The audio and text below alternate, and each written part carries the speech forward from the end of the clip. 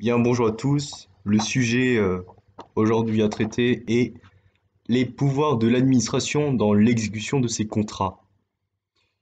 Alors, quelle est la problématique que l'on peut donner à ce sujet?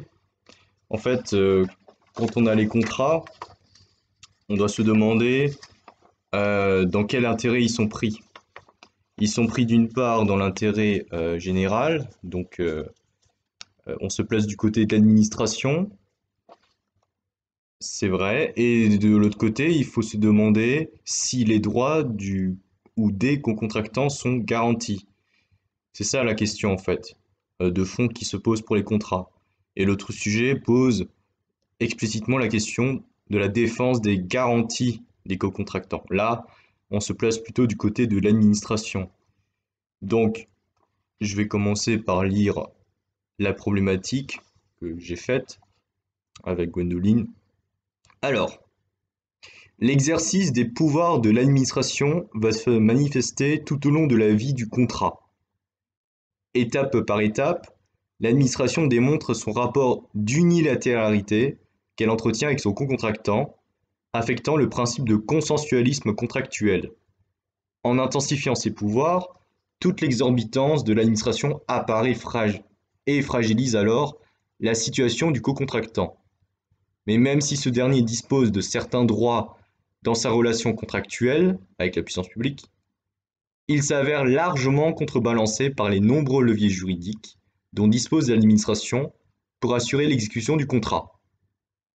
Alors là, on pose la question. Dès lors, il est à démontrer en quoi l'exercice des pouvoirs de l'administration sur le co-contractant, parfois même non prévu par les textes, mais toujours justifié pour des motifs d'intérêt général, tend globalement à mettre en exergue les rapports déséquilibrés entre les parties au cours de l'exécution du contrat administratif.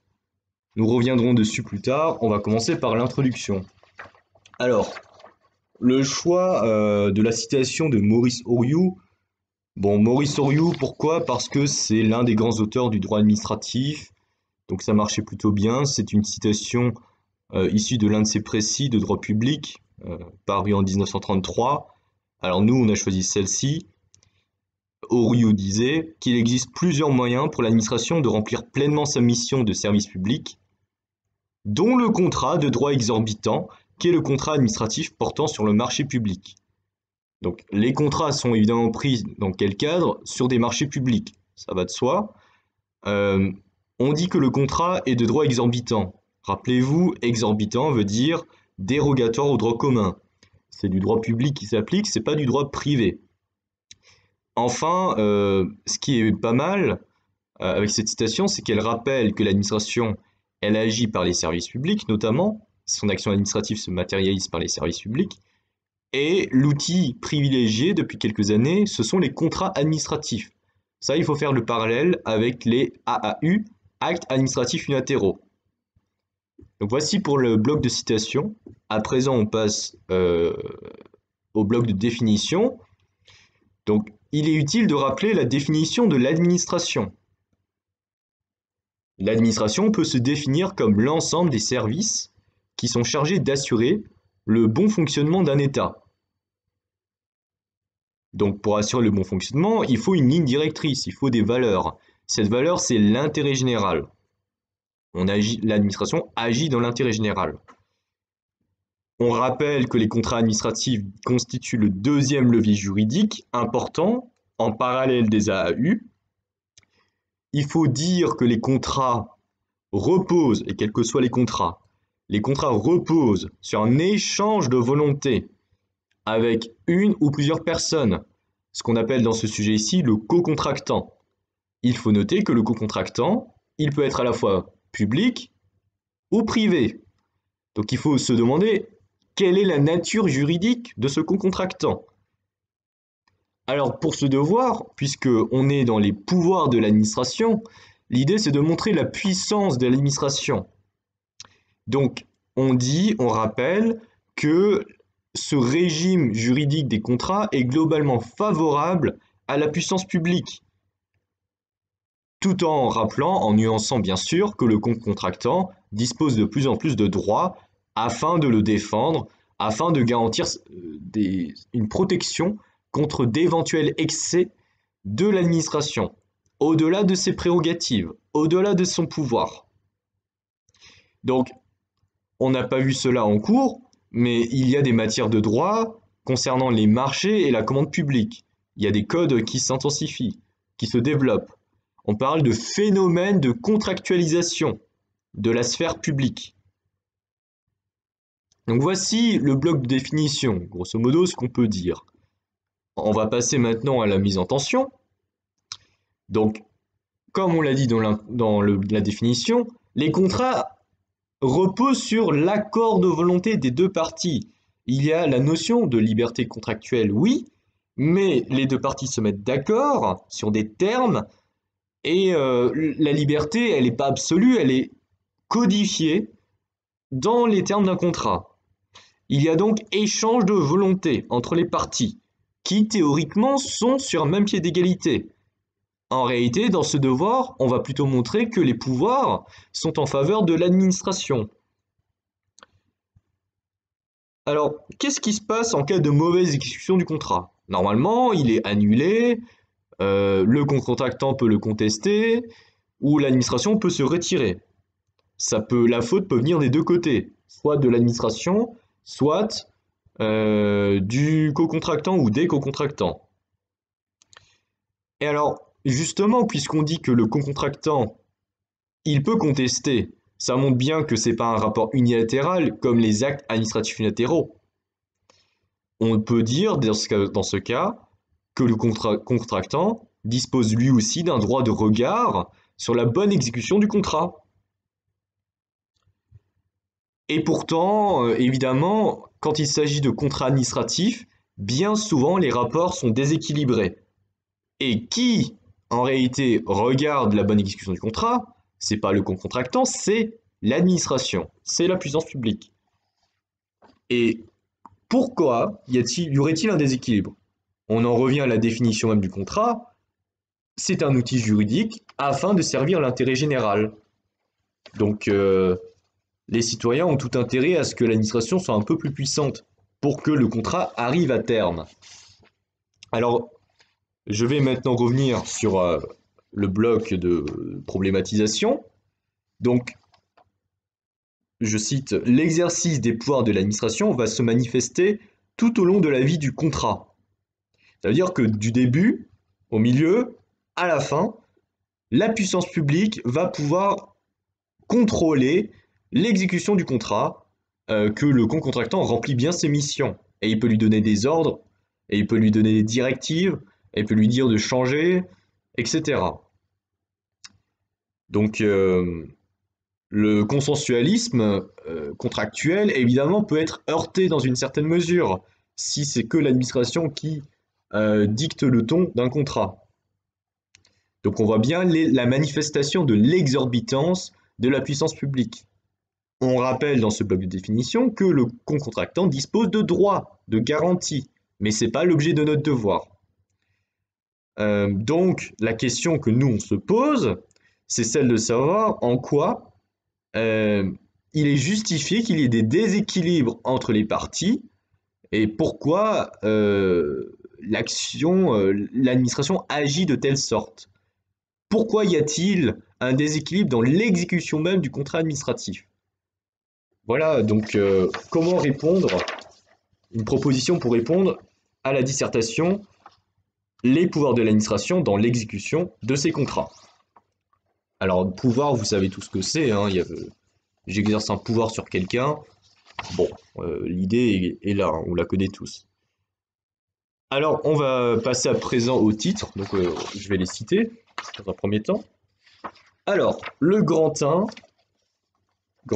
une utilisation modulable des pouvoirs de l'administration dans la perspective de l'exécution normale de ces contrats. Le grand 2, c'est une utilisation exorbitante des pouvoirs de l'administration par l'imposition de sa volonté dans l'exécution de ces contrats. Maintenant, on passe au petit a du grand 1, un contractant sous l'influence des directions et des contrôles de l'administration.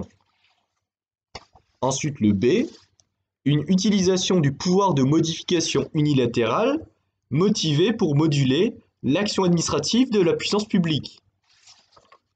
On va passer au grand 2A, qui est une manifestation de l'assujettissement du co-contractant par la menace de sanctions. Et on termine par le B, qui est une rupture partiellement brutale de l'échange de volonté des parties par la résiliation de l'exécution du contrat. Donc, si on résume, où est-ce que ce plan veut nous emmener? Ce plan, en fait, est assez chronologique. C'est simplement l'explication chronologique d'un contrat, du début à la fin. Alors, on ne va pas s'intéresser aux modalités pour nouer le contrat. Quand on dit début, c'est vraiment comment, une fois que le contrat est formé, bah, qu'est-ce qui se passe? Et du coup, qu'est-ce qui se passe? On va donner une ligne, un cap, par des directions et par des contrôles. Ensuite, le B, donc c'est un peu plus tard, eh ben, il peut s'avérer qu'il y ait des problèmes lors de l'exécution du contrat. Dans ce cas, l'administration peut utiliser ce qu'on appelle un pouvoir de modification unilatérale. L'idée, c'est de moduler l'action administrative. L'idée, c'est de corriger les tirs lorsqu'il y a des problèmes, ou même tout simplement pour améliorer des choses, pour rajouter des clauses, etc. Et alors ensuite, puisqu'on va crescendo, malgré tout, si la modification n'est pas suffisante, si le co-contractant ou les co-contractants s'entêtent à mal exécuter le contrat, évidemment que des sanctions peuvent tomber. Et les sanctions, qui les a? C'est bien sûr la puissance publique. Encore une fois, ça montre qu'elle a des pouvoirs très importants. Et le must du must, c'est que le pouvoir le plus important, c'est celui de l'annulation du contrat. Là, nous, on a parlé de rupture partiellement brutale de l'échange de volonté des parties afin de résilier un contrat. On nuance, hein, dans le titre, on met le mot partiellement. Hein, c'est pas une rupture totale, c'est une rupture partielle. Parce qu'il peut y avoir toujours des mécanismes, des correctifs. Donc j'en reviens maintenant au grand 1, une utilisation modulable des pouvoirs de l'administration dans la perspective de la bonne exécution normale de ces contrats. Donc là, c'est juste l'hypothèse bisounours, hein, tout se passe très bien, et pour autant, ça n'empêche pas que l'administration a le droit d'agir pour imposer sa volonté, toujours avec l'accord du co-contractant, mais en tout cas pour que le contrat s'exécute de manière normale. C'est ce qui arrive la majorité des cas, rassurez-vous. Donc on va s'intéresser au grand A, à un co-contractant sous l'influence de direction et de contrôle de l'administration.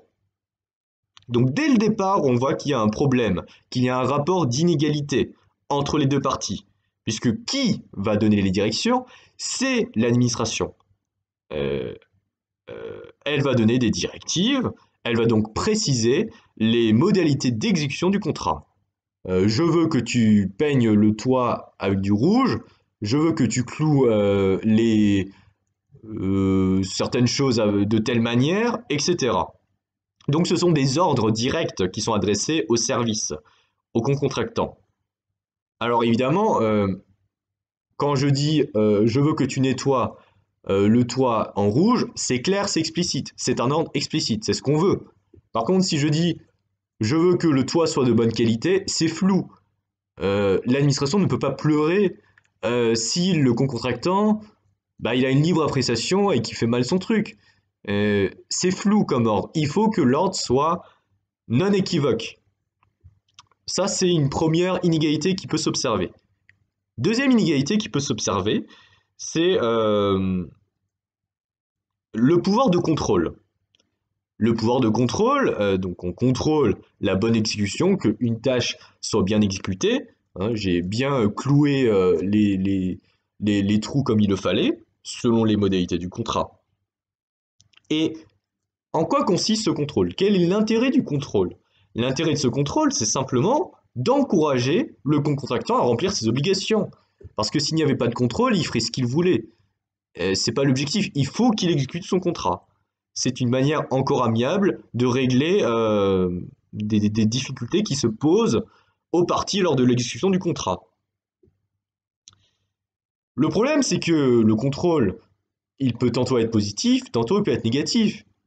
Quand on dit négatif, c'est que finalement, il y a un problème qui se pose. Et dans ce cas-là, l'administration va utiliser des techniques un peu plus coercitives. Euh, Or, le problème qui se pose en matière de marché et commande publique, c'est que ce pouvoir de contrôle, il est, disons-le, l'un des moins assurés. Il n'est pas très réglementé. Il est un peu flou, hein. C'est une notion qui vraiment s'apprécie librement, de manière large. Alors heureusement, il y a des codes.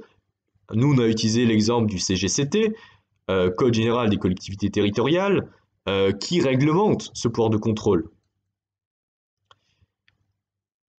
Qu'est-ce qu'on fait en l'absence de dispositions codifiées? Eh bien, ce contrôle ne disparaît pas, l'administration l'exercera tout de même. Ce qui démontre, encore une fois, l'inégalité de rapport entre les parties. Et la doctrine n'aura jamais tranché définitivement cette question. En plus, on a bien vu que dans la jurisprudence, que par le passé, même en l'absence de texte, ce pouvoir de contrôle se manifestait déjà. On peut prendre l'exemple de l'arrêt Conseil d'État 2012, commune de Douai. Et on peut même, par contre, pour bien montrer que les rapports, on essaye de les équilibrer, on a parfois sanctionné l'administration pour avoir mal utilisé son contrôle en l'absence de dispositions express. Vous voyez, c'est pas une science dure, le droit, elle évolue. Il faut retenir ça dans toute votre composition. Voilà donc le grand A qui était l'exposé du pouvoir de contrôle et de directive. Grand B, à présent on va passer à une utilisation du pouvoir de modification unilatérale motivée pour moduler l'action administrative de la puissance publique. Alors nous, puisque c'est un devoir qui se veut chronologique, on a commencé en disant, tiens, il y a une troisième inégalité. On a démontré les deux premières dans le grand A. Là, hop, bam, on met le grand B, dans le grand B. Troisième inégalité, c'est ça. Au moins, c'est structuré, tac, tac, tac. Alors, c'est donc un pouvoir de modification unilatérale des clauses du contrat. Encore une fois, c'est justifié pour l'intérêt général. Donc, soyons un peu plus explicites. L'intérêt général, c'est assurer le bon fonctionnement d'un service public.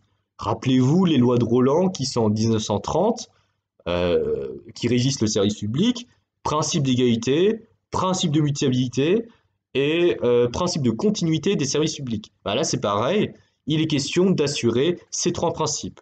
Donc ce pouvoir de modification unilatérale dans une copie, vous pouvez dire qu'il provient de la jurisprudence Conseil d'État 1902, Compagnie nouvelle du gaz de Deville-les-Rouen.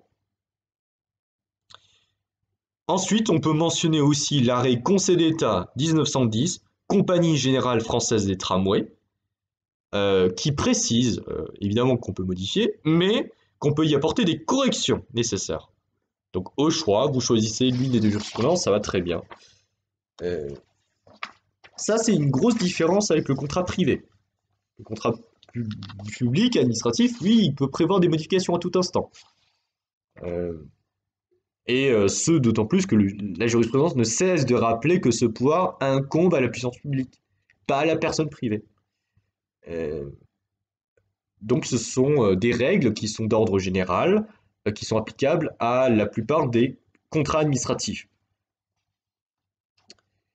Toutefois, pour bien montrer que les rapports ne sont pas déséquilibrés de manière absolue, on précisera que ce pouvoir de modification, il ne concerne pas toutes les clauses, mais que certaines clauses du contrat. Ça veut dire que dès le départ, les parties se mettent d'accord sur ce qui peut potentiellement être modifié, et des clauses qui, par nature, sont imperméables à tout changement. C'est une question de sécurité juridique. Je vais vous donner un exemple très bateau. Un contrat prévoit la construction de trams. Ok, c'est clair, précis. Mais l'administration ne peut pas dire « Ah bah tiens, je veux que maintenant tu construises des autoroutes. » Ça n'a aucun rapport. Bah, évidemment que la personne privée n'a pas cette compétence. C'est pas, elle est compétente pour construire des tramways, mais pas pour construire des autoroutes. Ça peut pas marcher. Et un exemple de clause qui pourrait être possible, hein, à insérer et qui peut être modifié, je veux que tu construises des tramways en rouge. Alors finalement, je décide quelques mois plus tard que tu mettes du bleu à la place. Ça, c'est encore possible. Vous imaginez bien que, en cas de modifications qui sont un peu brutales, euh, l'administration doit financer. Elle doit donner de l'argent. C'est pas non plus le co-contractant qui va tout payer de sa poche. Donc, il faut insérer des clauses financières dans le contrat, de sorte à prévoir un bouleversement de l'économie du contrat. Dans la mesure du possible, il ne faut pas que ça dénature l'essence même du contrat qui est formé entre les parties. On doit préciser dans cette partie de modification que le contre-contractant, lui aussi, est en mesure de demander la résiliation du contrat. Et cela notamment en cas de revirement de la nature économique du contrat. Donc c'est bien l'hypothèse où les termes du contrat ont totalement changé. On m'a demandé de faire une route et ensuite des tramways. Rien à voir, donc j'ai envie de résilier, évidemment. Donc ça, c'est Conseil d'État 1910, Compagnie Générale Française des Tramways. Et cependant, là on voit vraiment le déséquilibre des pouvoirs, c'est que la sollicitation de la rupture du contrat par le contractant se fait devant le juge, ce qui tend à montrer sa dépendance avec le pouvoir judiciaire. C'est pas le cas de l'administration. L'administration n'a pas besoin de passer par le juge, sous couvert que le contractant ne l'attaque pas en justice. Donc, si le contractant demande la résiliation, alors il peut prétendre à des indemnités. Elle peut être intégrale, elle peut être à hauteur du préjudice qu'il aura subi, elle peut être proportionnée au surcoût qu'a engendré cette modification. Donc évidemment, le préjudice est fréquent en cas de modification unilatérale du contrat. Euh, il est possible, il faut noter que cette modification, elle n'est pas toujours justifiée par des motifs d'intérêt général. Là encore, on va demander des dommages-intérêts auprès du juge administratif. Peut être engagée la responsabilité sans faute de la personne publique, parce que parfois c'est pas de son fait, elle est obligée de modifier. En cas de guerre, par exemple, sous contrainte de l'ennemi. Donc voilà le grand 1. Et à présent, on va passer au grand 2, qui est une utilisation exorbitante des pouvoirs de l'administration par l'imposition de sa volonté dans l'exécution de ses contrats. Donc le terme utilisation, bon déjà on sait que j'utilise comme je veux, mais exorbitante, le terme exorbitant est important, ça montre les pouvoirs dont dispose l'administration, qui sont bien supérieurs aux personnes privées, et on a mis le terme imposition, qui est quand même très fort, elle impose sa volonté aux parties du contrat afin que ces contrats soient bien exécutés. Euh, En effet, une mauvaise exécution d'un contrat par le co-contractant va provoquer des litiges avec l'administration. Et pour que cette administration impose sa volonté au co-contractant, dans un premier temps, elle va menacer le co-contractant par des sanctions afin qu'il rectifie son comportement. Grand A. Dans un deuxième temps, si les sanctions ne suffisent pas à dissuader le contractant, alors il reste la possibilité de résilier de manière unilatérale le contrat administratif, ce qui tend à montrer encore une supériorité dans les rapports contractuels administratifs pour la puissance publique. Grand A, une manifestation de l'assujettissement du co-contractant par la menace de sanctions. Donc manifestation de l'exorbitance, là on remet le terme. L'assujettissement, c'est très très fort. Euh, le contractant est assujetti, il est dicté par les sanctions. Évidemment, quand on te dit que tu peux passer, tu dois payer 10 000 euros d'amende, tu as peut-être envie de changer de comportement. Alors, ces sanctions, elles tombent dès lors que des manquements sont observés. Euh, Et c'est des sanctions financières, elles sont morales, euh, etc. Donc,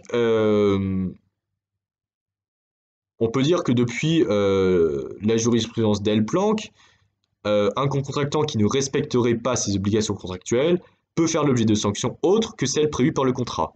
Ça vous montre encore une fois les rapports déséquilibrés. Il y a des sanctions qui sont prévues dans le contrat. Là, il est 100% clean. Il le sait hein, que ça peut tomber. Mais il peut y avoir des sanctions qui viennent a posteriori, qui viennent et qui ne sont pas prévues par le contrat. C'est horrible. Hein.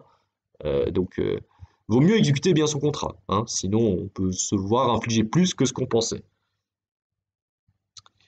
Alors, pour vous montrer qu'on n'est pas dans un monde de brutes, il y a quand même des procédés. Hein, les sanctions ne tombent pas comme ça. Les sanctions sont prises sous couvert du respect des droits de la défense. Ça veut dire que les droits de la défense, c'est le contradictoire. C'est donner la possibilité au contractant de se justifier. Parce que peut-être qu'il a une bonne justification à ne pas avoir exécuté un contrat. Il doit aussi s'expliquer. Ça peut atténuer la charge. Hein. S'il est malade, bon bah il pouvait pas exécuter son contrat, tout simplement. Et avant même qu'on fasse une mise en demeure préalable, il faut discuter. On va essayer de régler ça à l'amiable. Donc les sanctions ne tombent pas automatiquement le jour J. Hein, elles peuvent tomber un peu plus tard. Mais au moins le prononcé des sanctions va déjà faire réagir le co-contractant. Les sanctions, elles sont multiples et l'administration a le choix de ces sanctions. Hein, c'est pas parce qu'une sanction est prévue qu'elle va l'appliquer.